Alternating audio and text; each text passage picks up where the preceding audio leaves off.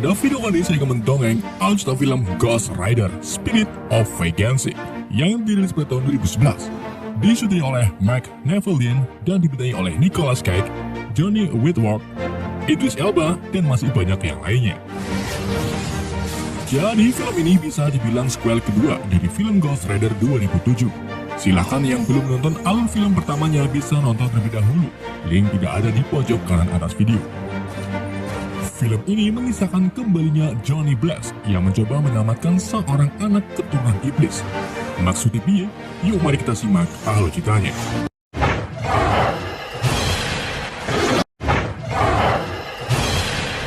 Berawal dari seorang pendeta mabuk bernama Moreo yang terlihat sedang mendatangi sebuah kuil suci.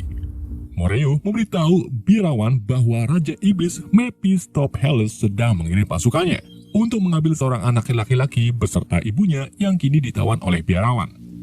Anak laki-laki tersebut bernama Danny Katz, sedangkan ibunya bernama Nadia. Pada saat itu juga pasukan Mephis datang menyerbu. Pasukan itu dipimpin oleh Karigan yang tanpa ampun membunuh semua biarawan. Tetapi untungnya Nadia dan Danny berhasil melarikan diri dengan menggunakan mobil. Karigan dan kelompoknya tak tinggal diam. Mereka mengejar Danny, begitu juga dengan Moreo. Di dalam pengejarannya, Karigan menyingkirkan Moreo dengan menembak ban motor Moreo yang membuatnya terpental ke arah jurang. Namun, Moreo membalasnya dengan menembak ban mobil Karigan yang membuat Karigan tidak bisa lagi mengejar Danny.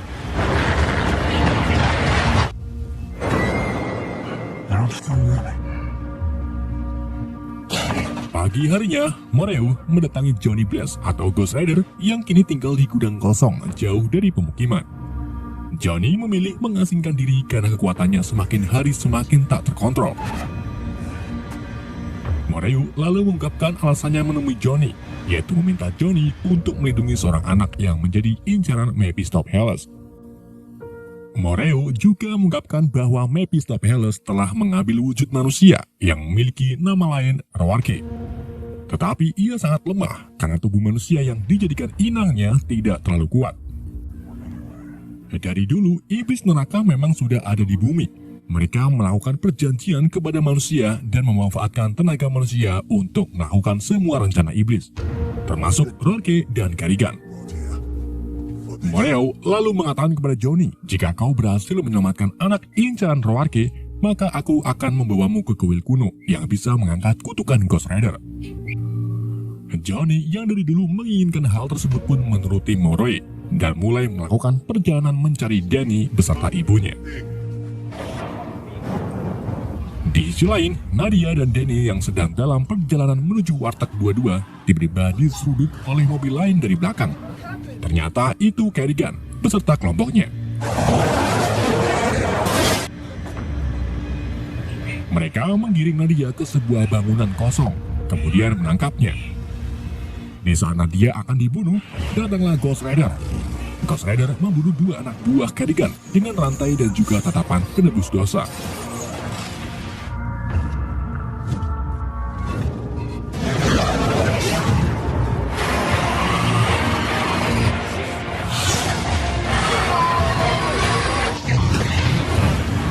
Di sini, Ghost Rider merasakan kekuatan jahat dari dalam Danny. Ia pun mendekati Danny dan mencoba untuk membunuhnya. Tetapi Karigan lebih dulu menembak Ghost Rider dengan peluru granat. Setelah itu, Karigan dan kelompoknya segera pergi sambil membawa Danny. Keesokan harinya, Johnny secara tiba-tiba tersadar di rumah sakit. Ia segera mengambil beberapa obat manual dan pergi dari rumah sakit. Namun di waktu yang sama, ia melihat Nadia di sudut ruangan. Johnny pun mengikuti Nadia yang berakhir di parkiran. Nadia tak terima jika Johnny ikut campur ke dalam masalahnya. Tetapi Johnny mengatakan bahwa Moreo telah mengirim dirinya untuk melindungi Danny. Nadia pun menerimanya dan mengajaknya untuk mencari Danny.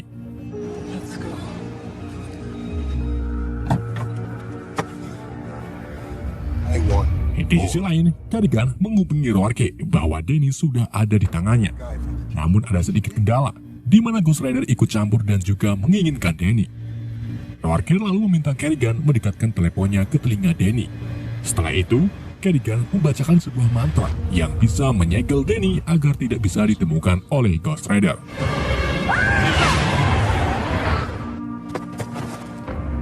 What the hell was that? Be able to sense him now. Think of the giant as a sort of computer.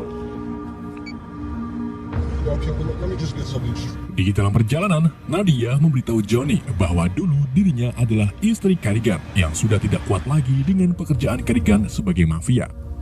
Hingga pada suatu hari, Nadia tak sengaja menyindir kejelekan Kerrigan yang memiliki kadas di selangkangannya. Tentu saja hal itu membuat Kerrigan marah. Ia mencoba membunuh Nadia dengan menghancurkan apartemennya. Di detik-detik sebelum Nadia wafat, ia didatangi Raja Iblis yang tak lain lagi adalah Mephistopheles atau Roarke. Roarke menawarkan kehidupan kedua kepada Nadia, tetapi meminta imbalan yaitu mengandung putra iblis dari Roarke. Nadia dengan bodohnya menerima tawaran tersebut, dan sekarang ia baru merasakan akibatnya. Di mana ternyata Roarke ini ingin mengambil Danny untuk dijadikan inangnya. Tubuh Danny tidak seperti manusia biasa. Ia mampu membuat Roarke menjadi sangat kuat, yang mungkin bisa menguasai bumi hanya satu kali serangan. We're supposed to be a big squad from Kerrigan. Beheaded. Someone I know. You'll know where to find them. Am I gonna regret taking you? Malam harinya, Nadia dan Johnny tiba di sebuah klub malam. Mereka menyergap teman Kerrigan bernama Komar yang mungkin mengetahui keberadaan Kerrigan. Johnny mengancam akan berubah menjadi Ghost Rider jika Komar tak mau memberitahu keberadaan Kerrigan. Dengan terpaksa, Komar pun memberitahu bahwa Kerrigan membawa Danny ke pertambangan. Tanpa berpikir panjang, Johnny pun segera pergi ke pertambangan dan merubah dirinya menjadi Ghost Rider.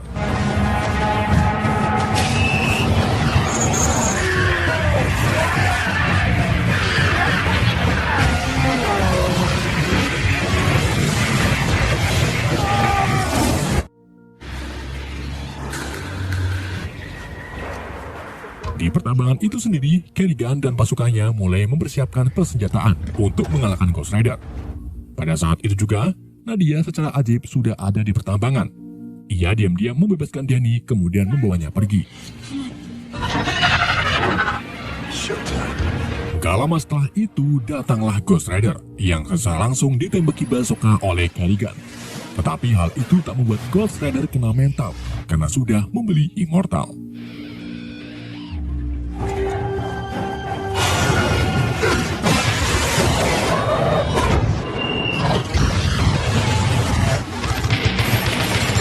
Ghost Rider mulai melakukan serangan dengan rantainya. Namun karena kurang greget, Ghost Rider pun menaiki alat perang, mengubah alat tersebut menjadi hel perkakas.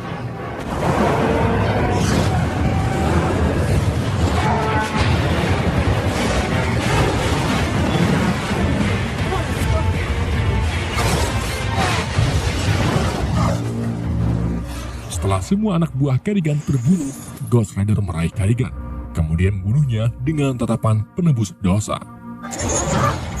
Ghost Rider lalu mengejar Nadia yang masih dalam pelarian. Ia menyeret Nadia keluar dari mobil dan akan membunuhnya. Tetapi hal itu langsung dihentikan oleh Danny.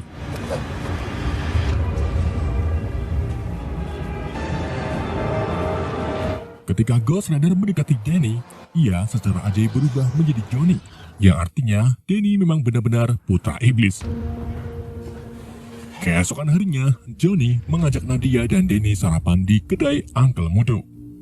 Johnny mengungkapkan permintaan maaf kepada Nadia karena semalam hampir membunuhnya. Johnny terus terang bahwa sekarang dirinya masih belum bisa mengendalikan kekuatannya.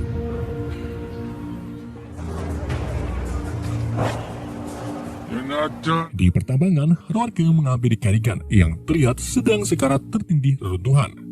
Saat Kerrigan mati, Roarke menghidupkan kembali Kerrigan sebagai makhluk yang dikenal sebagai Blackout.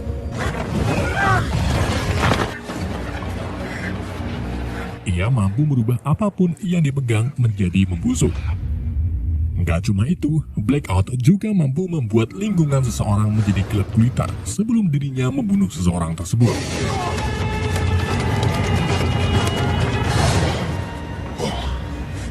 Roarke lalu memerintahkan Blackout untuk menemukan Danny.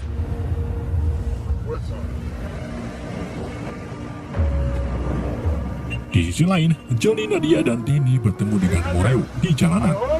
Moreu lalu mengajak mereka ke tempat yang aman, yaitu kuil kuno Sanctuary, sebuah kuil yang mampu mengangkat kutukan Ghost Rider.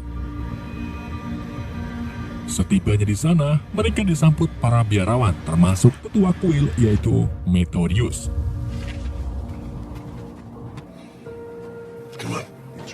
Di dalam kuil, Moreu menjelaskan kepada Johnny bahwa iblis yang ada di tubuh Johnny dulunya malaikat bernama Zarathos.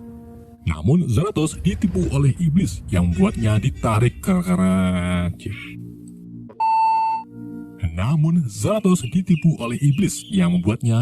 ke neraka. Zarathos yang masih memiliki rasa keadilan akhirnya merubah dirinya menjadi Spirit of Vengeance. Ia akan menyeret siapapun ke neraka yang sudah melakukan banyak dosa. Johnny lalu menagih janji Moreu untuk mengangkat kutukannya. Moreu pun mengabulkannya dengan memberikan roti sobek bambu kepada John. Kemudian menyuruhnya pergi ke bangkai. Kemudian menyuruhnya pergi ke ruang pengadilan.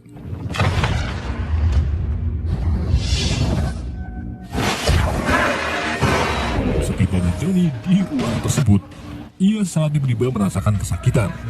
Johnny dibawa ke dimensi lain di mana sosok Zarathos keluar dari tubuh Johnny melalui mulut.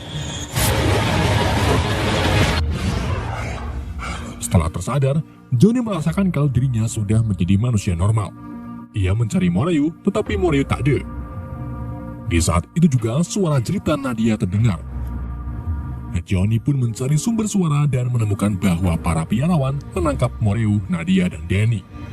Methodius memberitahu Johnny bahwa Danny harus dieksekusi di meja kudus.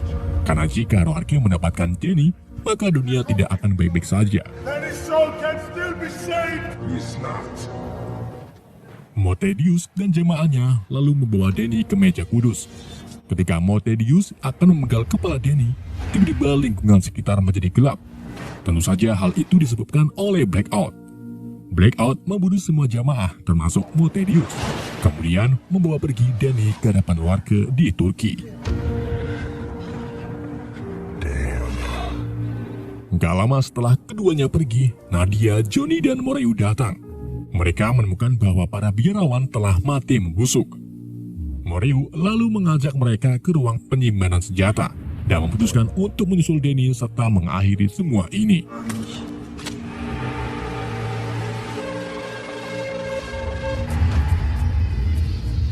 Blackout kini tiba di Kolosium Turki.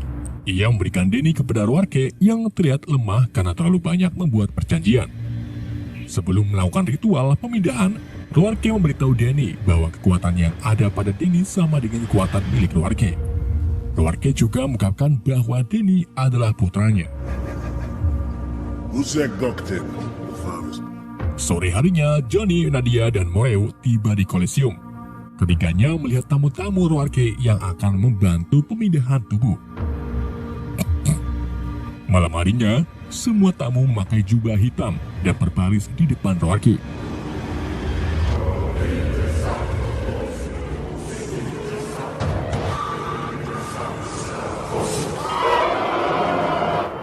Saat ritual pemindahan mulai dilakukan, Moreu muncul sambil menembaki para tamu. Sementara Johnny mencoba membebaskan Danny. Tetapi Roarke menghentikannya dengan melempar Johnny ke arah tamu. Moreu yang masih level 3 diserang oleh Blackout. Blackout lalu mengaktifkan spell stun-nya yang membuat Moreu berubah menjadi patung. You have no power, Blaze. With the rest. Setelah itu, Blackout memegangi Johnny dan meminta Roarke untuk mengeksekusinya. Di sini, Danny mengetahui bahwa dirinya memiliki kekuatan seperti ayahnya. Jadi, ia dengan sigap mengembalikan kutukan Zarathos kepada Johnny dan membuat Johnny kembali menjadi Ghost Rider yang kini mampu berubah di siang hari. Astagfirullahaladzim. Johnny lalu membunuh sebagian tamu hanya dengan sekali sebatang rantai. Sementara Roarke membawa pergi Danny ke jalanan yang kemudian disusul dengan Johnny dan Nadia.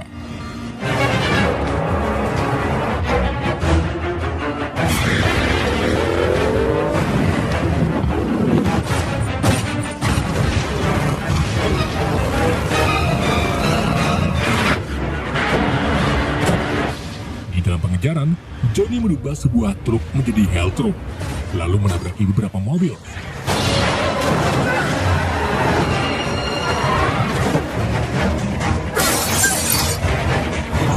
Di saat itu juga, Blackout ikut campur. Ia mencoba merubah Johnny menjadi membusuk, tetapi hal itu tak bisa. Johnny menyerang balik Blackout dengan tatapan penebus dosa, yang membuat Blackout tak tersadarkan diri dan jatuh terlindas ban mobil.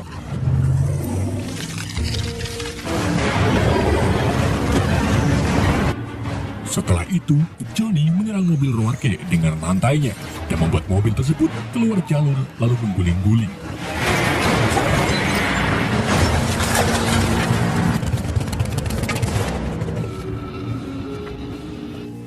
Johnny kemudian meraih Roarke dari mobil, sambil menyatakan bahwa perjanjian Roarke adalah perjanjian terburuk. Setelah itu, Johnny mengiring Roarke kembali ke neraka dengan membantingnya ke tanah.